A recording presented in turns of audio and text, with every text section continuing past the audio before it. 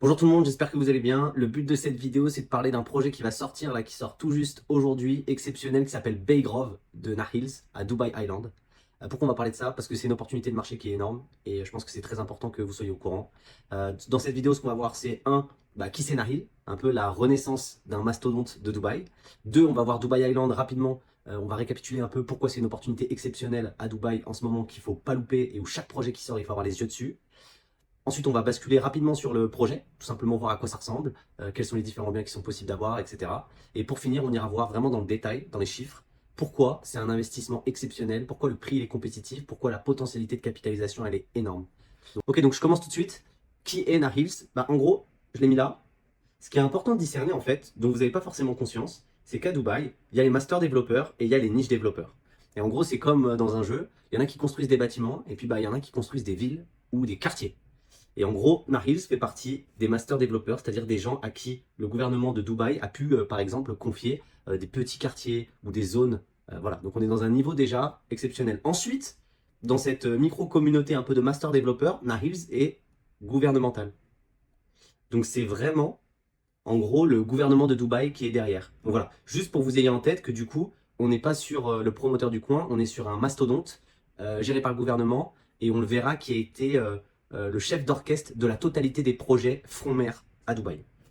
Voilà, donc je fais rapide un descriptif pour vous donner une idée un peu du pédigré. C'est 300 km de projet mer, c'est 410 km de lignes de mer ajoutées à Dubaï, c'est 15 hectares, enfin c'est 15 000 hectares de master développeurs. Voilà, c'est 700 000 personnes qui vivent dans leur projet. Donc là, j'ai mis juste rapidement, on voit, il y a la Palm Jumeirah, la Palm Jebel Ali, il y a Dubai Island qu'on va voir, il y a le World Island aussi. Voilà, c'est quelque chose d'énorme. Voilà tous les projets ici qu'ils ont pu faire, vous pouvez aller les rechercher sur internet si vous voulez voir à quoi ça ressemble. Voilà les projets qu'ils ont en cours et voilà les projets sur lesquels ils sont en train de travailler en ce moment. Donc voilà, donc juste le message c'est on est sur la qualité gouvernementale, quelque chose de solide, quelque chose de rigoureux et plus que ça, on est sur quelqu'un qui est passé au-delà de juste construire de l'immobilier, on est sur quelqu'un qui est passé sur le jeu de construire des communautés de vie. Et donc, en fait, quand on va acheter chez eux, ce qui va être très intéressant, c'est qu'ils ont tellement cette expertise de communauté de vie qu'en fait, on va acheter un environnement dans lequel on va se sentir bien, où on va avoir tout accessible, tout va être très très bien pensé. Et ça, c'est très important à Dubaï parce que parfois, on peut acheter dans un très bon immeuble, mais en réalité, les quartiers qui ont le plus explosé à Dubaï, c'est les quartiers qui ont été faits justement par ces développeurs-là, ces master développeurs, où tout est très bien emboîté les uns dans les autres, où les gens se sentent bien vivre dedans, et du coup, les prix augmentent. Et pareil, la volonté de louer dans ces endroits-là augmente fortement. Maintenant, attention, vous allez me dire, non mais attends, Clément, moi j'ai tapé Nahil sur Google et je vois quoi? Je vois sauvetage de la faillite. Donc là, je vous ai mis différents articles. Mais le sauvetage de Nahil a sauvé l'image de Dubaï, l'émirat de Dubaï menacé de faillite. Qu'est-ce qu'on en voit d'autre? Le marché du golf ébranlé par Nahils. Donc voilà, bon, ça n'a pas l'air clean, ça n'a pas l'air net ton truc. Donc voilà. On va revenir rapidement là-dessus, parce que moi, c'est aussi quelque chose sur lequel j'étais tombé qui m'avait fait un peu peur. Et je m'étais dit, ok, Naril, c'est la partie un peu, ça donne l'impression que c'est la partie gouvernementale qui a un peu pas réussi, qui a fait un peu n'importe quoi. Non, on va revenir rapidement dessus. Donc là, je vous ai mis un tableau que je trouve très intéressant, qui a été fait par une chaîne qui s'appelle Seeking Dubai. Franchement, allez dessus, c'est en anglais, mais il y a des vidéos qui sont très intéressantes. En fait, ce qu'il a fait, c'est qu'il a expliqué un peu la chronologie du promoteur. En gros, Nahils, ils étaient en place pour faire la totalité des projets, on va dire, front-mer de Dubaï. Et on va pas se mentir, c'est les projets les plus complexes et c'est aussi les projets qui nécessitent le plus d'argent. Et du coup, en fait, pendant toute la partie avant la crise de Dubaï en 2008, ils ont fait énormément, on voit. Il y a une phase au début de Early où ils ont commencé, juste là. Ensuite, ils ont une phase d'hyper grosse où ils ont dû faire énormément de projets. Et quand il y a eu la crise, du coup, déjà, ce qui est super intéressant de voir, c'est que le gouvernement a renfloué. Donc, en gros, il n'y a pas trop de risque là-dessus, parce qu'il y a beaucoup d'argent backup derrière. Mais par contre, ce qui est intéressant, c'est que pendant de 2011 à 2020, il y a un peu une phase de consolidation où en gros, ils sont juste occupés de gérer les projets qu'ils avaient en cours. Ils n'ont rien commencé de nouveau pour avoir à nouveau des finances saines. Et du coup, là, on est un peu dans la nouvelle phase où ils se remettent à faire des projets. Et du coup, c'est un peu la renaissance d'un mastodonte de Dubaï qui ressort. Donc, c'est super intéressant. Voilà, là, pareil, j'ai extrait ça de la chaîne de Seeking Dubai. Mais je trouvais ça juste intéressant que vous voyez sur la carte. Donc là, on voit la carte juste ici. Tac. En fait, ce qui est intéressant, c'est de voir voilà, tous les projets qui ont été abandonnés. Je pense qu'à un moment, il y avait une effervescence autour de Dubaï et ils se sont vus construire énormément d'îles un peu partout, etc. Et on voit que voilà, la Palme des Rats, toutes les îles ici, elles ont été annulées. Une énorme partie du croissant qu'ils voulaient faire ici aussi. Donc voilà, c'est tout ce qui s'est passé après 2008 et qui fait que ça a permis d'annuler tout ça et de retourner sur des bases saines. Ça a permis du coup à Nahil de revenir aujourd'hui au niveau où il voudrait être. Voilà, rapidement, Nahils dans les projets qu'ils ont fait, on a Azure Residence, Jumeirah Village Circle. Voilà, faut que vous ayez en tête que quand même JVC, qui est le quartier le plus demandé, où il y a le plus de transactions à Dubaï, bah, c'est eux le master développeur du quartier, donc ça ne peut pas rien dire non plus. Jumeirah Village Triangle aussi, ils ont fait The Palm Tower sur la Palme. Voilà, Al Fourjan aussi, son master développeur. Ils ont fait les Azure Residence. Donc voilà, je vous ai mis un peu les différents projets qu'ils ont pu faire. Et là, je vous ai mis les projets qui sont à venir. Donc voilà, on voit que voilà, expertise front mer, expertise création de communauté, expertise haut de gamme. Et donc pour terminer, quand on reprend la carte un peu des développeurs, bah voilà, ils sont dans le haut du panier avec en gros les master développeurs gouvernementaux qui font les meilleurs projets et qui savent sur lesquels les gens se positionnent pour avoir la meilleure appréciation. Voilà, donc pour résumer, pourquoi acheter du Nahils? En fait, déjà, pourquoi surveiller tous les projets qui sortent de cette personne-là? Parce que tout simplement, ce master développeur, il est en pleine renaissance. C'est la renaissance d'un mastodonte expert front-mer, donc dans les projets qui vont le plus prendre en valeur, et expert de création de communauté, qui est le gage de valeur à Dubaï pour avoir les meilleures locations et enfin avoir la meilleure possibilité de louer fort et de revendre plus cher. Donc voilà, c'est la qualité gouvernementale, la rigueur gouvernementale, c'est un master développeur, donc c'est la garantie de succès, et c'est une opportunité de capitalisation énorme, parce qu'on va le voir, en fait, généralement, quand ils sortent des projets, leurs prix sont super intéressants par rapport au prix du marché.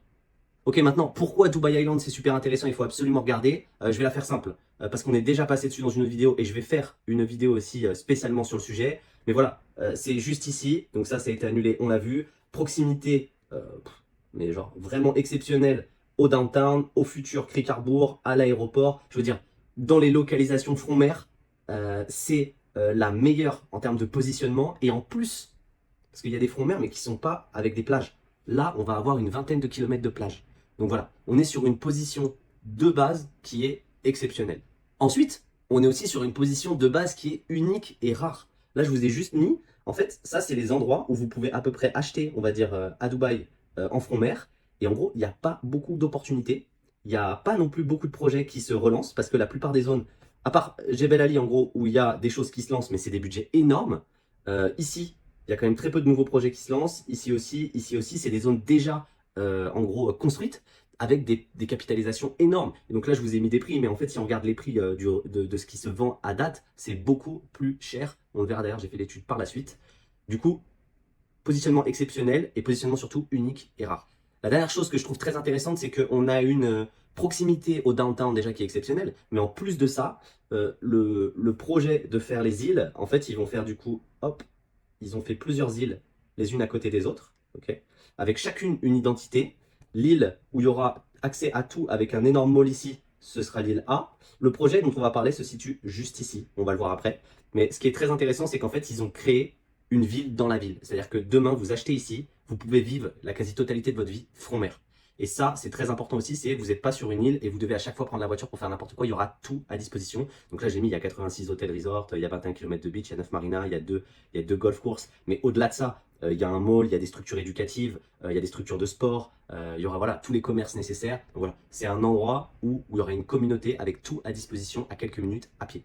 Et donc ça, voilà, le dernier point qui est important de mentionner, c'est qu'il y a en construction en plus un pont en ce moment qui va permettre d'accélérer encore plus cette connectivité au downtown. Du coup, je vous invite à regarder quand je ferai la vidéo sur Dubai Island, mais effectivement, c'est un point majeur parce que ça va forcément améliorer la connectivité et augmenter encore plus la valorisation de cet emplacement.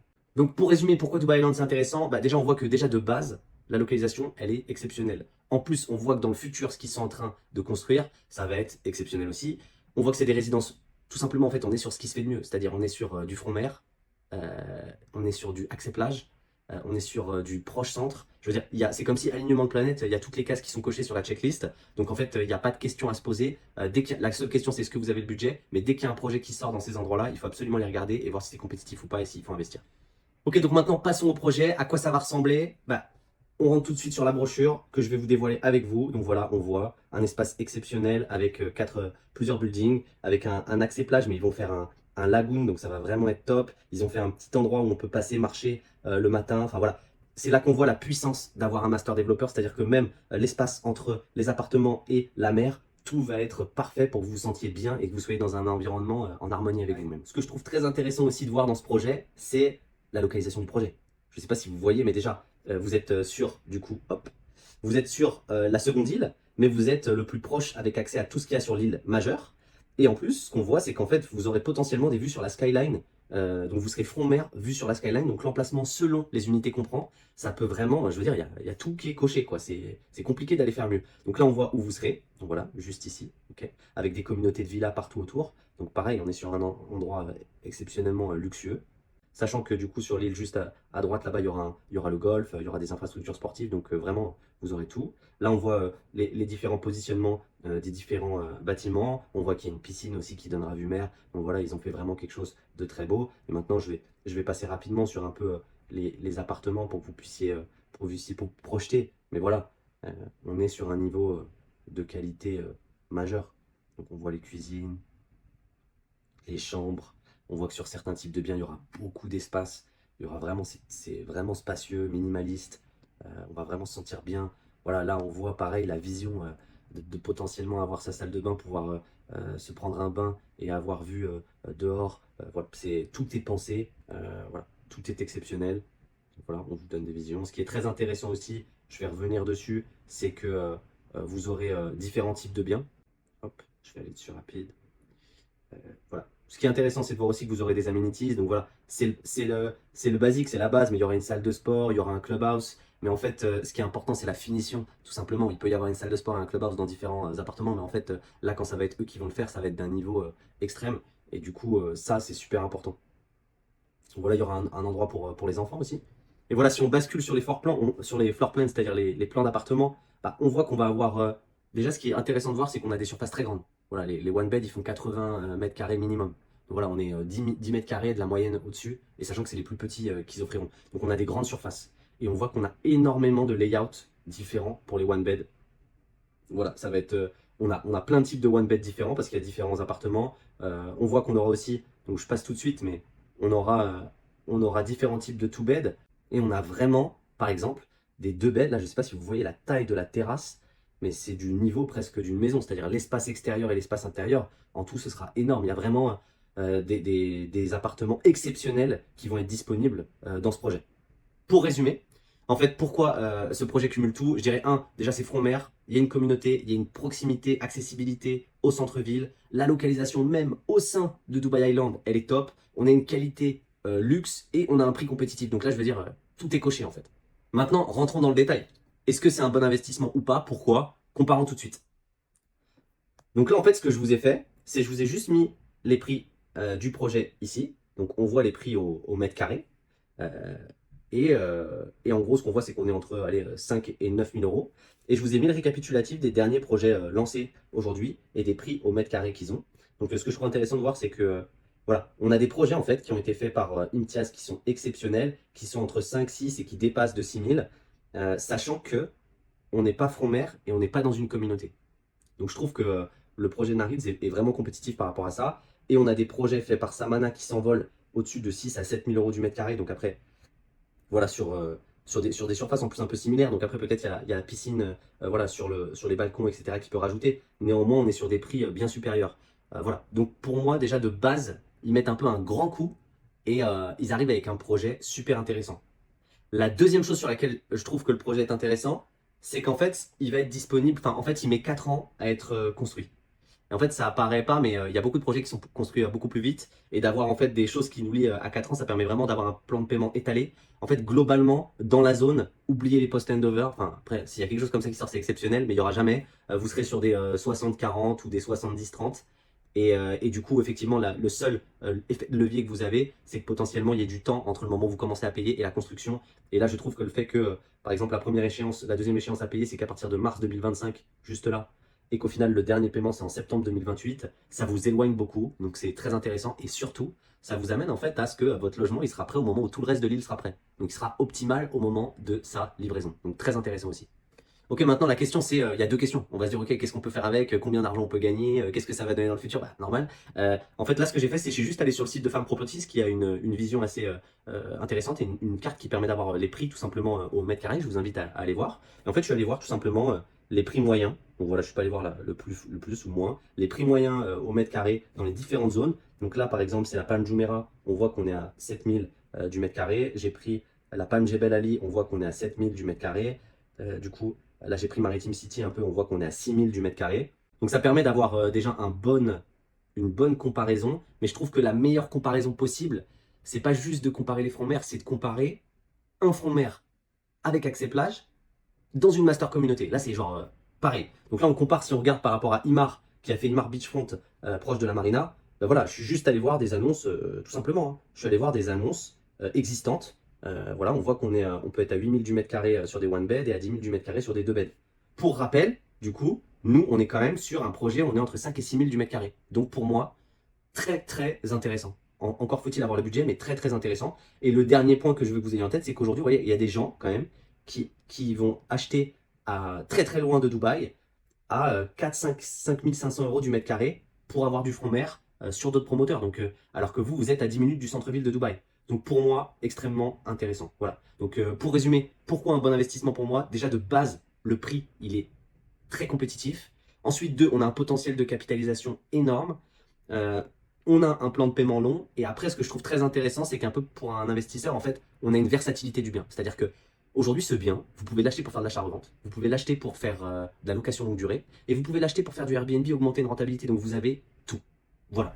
J'espère que cette vidéo elle vous a convaincu. En attendant, si vous avez d'autres questions sur d'autres projets, n'hésitez pas à me contacter. J'ai mis le lien de mon WhatsApp en dessous. Si vous voulez qu'on fasse des vidéos sur d'autres sujets, qu'on étudie d'autres projets, qu'on étudie des quartiers, qu'on étudie des comparatifs de prix, plein de choses comme ça, n'hésitez pas à me contacter. Je me ferai un plaisir de le faire. Le but de cette chaîne, c'est de vous apporter un maximum d'informations pour que vous puissiez prendre les meilleures décisions pour investir. Merci encore à vous et bonne journée. Au revoir.